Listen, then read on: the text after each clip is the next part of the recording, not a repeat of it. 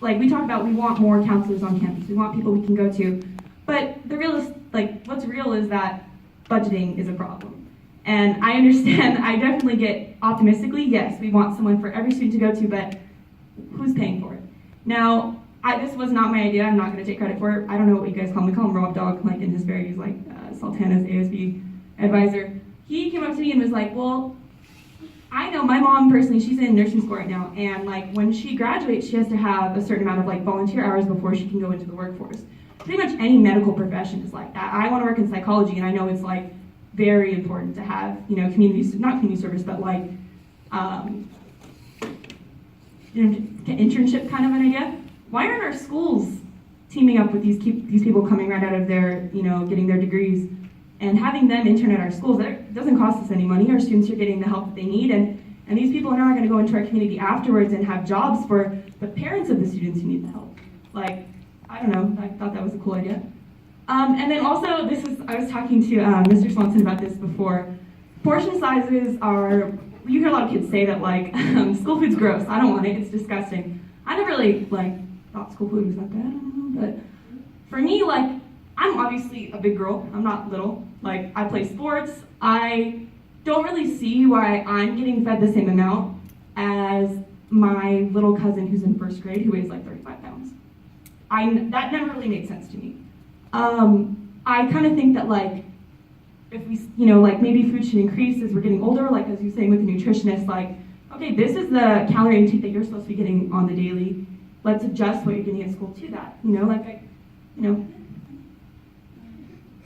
And then for after-school programs, I've heard some of the people here when we were doing group activities say that after school they have a program where if you didn't get to eat that day or you didn't get food, you can go there and get the leftovers that nobody else took. Also, or almost like the food recycling, but it's just after school for kids who maybe play sports who have to stay after school for tutoring. They have an option of something to eat.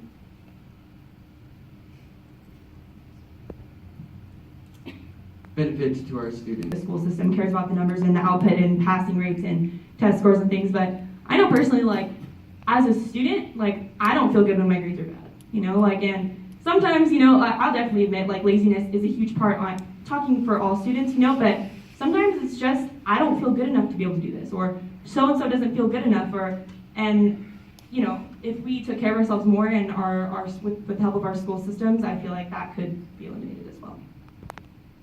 Of course, these are kind of very general, but benefiting our community, not only like are these students who are going to develop healthy life patterns, go out into our community afterwards and, you know, continue, but like a lot of times I know, especially with like English like learning students, you see like they learn the language first and then they take it home and then their parents learn from them. And I'd like to believe that this kind of a pattern can come in a lot of different aspects in school.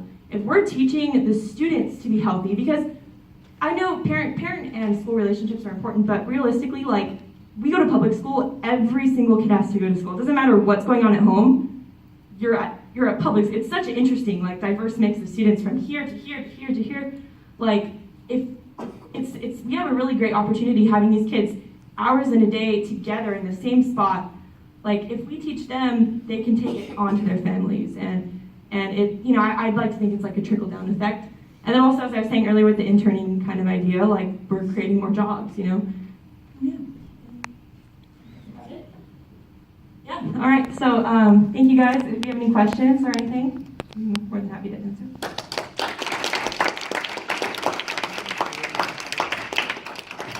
You know, I love the topic, and you know, because the board here it's been very passionate. We've even had consultants come in and try to say, how do we make it better? And I go around to school sites and I'll ask students, I says, in the big picture, is the food better today than it was a year ago? But please help us see this. And most of the time we're seeing that. We're not even close to what you guys really want in schools. Not even close. And I don't want to speak for what Apple Valley is, basically, but it's something we're trying to drive here. And I know Mr. Williams has got the same kind of problems in his district. Unfortunately, like I said, we have federal restrictions, which they need to go away, obviously. And I do agree with you, and And whose idea was it to do this topic? So like the second session, we had like all these, education, economics, access to health and wellness, and safety. And like they all had, like little subcategories, and like we were all told like, okay, get up and go whichever one you want to go to. And I was the only one who wanted to do this, like out of the like 40 something kids who were all here from the different schools. So like I was told like, oh, if you can find a couple more kids who are interested in it, you can do it. And so I'm very happy and lucky that they came along to me so we could present this, because otherwise it would have just completely been ignored. So. Gotta love you, Emily. It's a part of, to me, what you guys have shown here, you've done a great job of this, is your high school experience should be a good experience. I mean, to me, the driving idea is when you come to school, you can't either wait to get out of your parents' car, wait to get off the bus. You can't wait to be there and be involved in this. And you're doing it because it's coming from here. And food services are part of that effort every day. And so often it's like, oh, that's just school food or whatever. And if you were going to me, the way I look at this is, if you were going to a restaurant and that's the level of food that you're being served, you probably wouldn't go to that restaurant again, would you? Probably not. But you're a captive audience. So I guess I have the questions I have for you. Are you, because this is a very similar presentation you did last year, do you feel that you've seen some change? Is it better or worse, or where do we still need to go?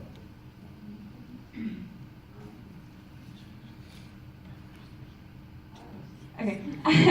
Sorry, I just don't want to hog or whatever, but I do see like our school district, we post like on the Hesperia Unified School District website every month the menu, and that's so cool because we have like a special today, and I usually reach for the specials, not like we'll get a little chicken salad, peanut butter jelly, whatever, but the specials are like getting better. Like just yesterday, my school has an after school program as well, and I went to go grab, a bite with some of my friends, and it was like a Wiener Schnitzel, like chili cheese dog, which is cool. Like that's something, like okay, like obviously I'd say that overall kids are starting to enjoy, like taste-wise at least, if that's what you're referring to, enjoy school food more slowly. I've noticed that too. We've been getting like new specials at school and stuff, and I'm usually not one to go try new food, especially if it's from the school. And I've actually been trying it, and I'm actually like eating lunch, and I actually like eating lunch at school now. It's not as horrible as it was. And I'm being completely honest when I say that.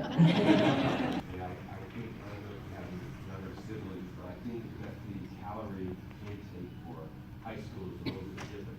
It may be some of the same menu, but I think it's a little bit in the portions that are being offered. Have you had a chance to talk in this process to get an opportunity to go to your director of nutrition at any of your sites to talk to them about it? I'm unaware if we have, I'm sure, obviously you're saying it, we must have one. Didn't know. so no. But no, I just wanted to say that I think that, your voice is very important, and I know that in some districts they have like student tasting cafeteria food, food tasting contests, and so there's little things that can be done, but I think that, especially since you're primarily the consumer of the food, I think that your voice in this process can help us make an difference in this process. Thank you. Great presentation. In terms of community vital signs, really the health focus, we think about diabetes rates, heart disease rates in our nation, let alone our county. It starts at a very, very young age. I love some of the innovative ideas that your team came up with in terms of, okay, so, be nice to have all of these resources available. We do realize there's costs associated with it, and really being creative and innovative. It's a really important topic. People don't like to be told what to eat or to drink. And so it's really a mindset. So again, excellent presentation.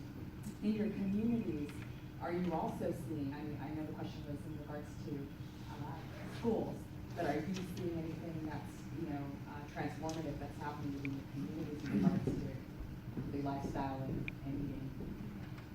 Like, I think would be awesome to see more. Like, we used to have this little, I don't know, I think it was called Fresh and Easy, like on Main Street. I live in Hesperia, so like I'm referring to this. It was like a great little place for like organic food, healthier food. You didn't find processed things. If they were like super, like hippie, whatever. And like in our community, it would be great to see more. I know farmers markets are hard because we live in the desert, so it's like realistically what's gonna be available for us. And I know in summer we do have one right around here in like the Civic Plaza once every like 2 weeks or something. But I think things like that would be like awesome to see in the community to get more people like on this train. I know I do see like a lot of like mud run things like that around so that's cool. That's something that I like see being advertised in my community. We have a lot of gyms. Yeah.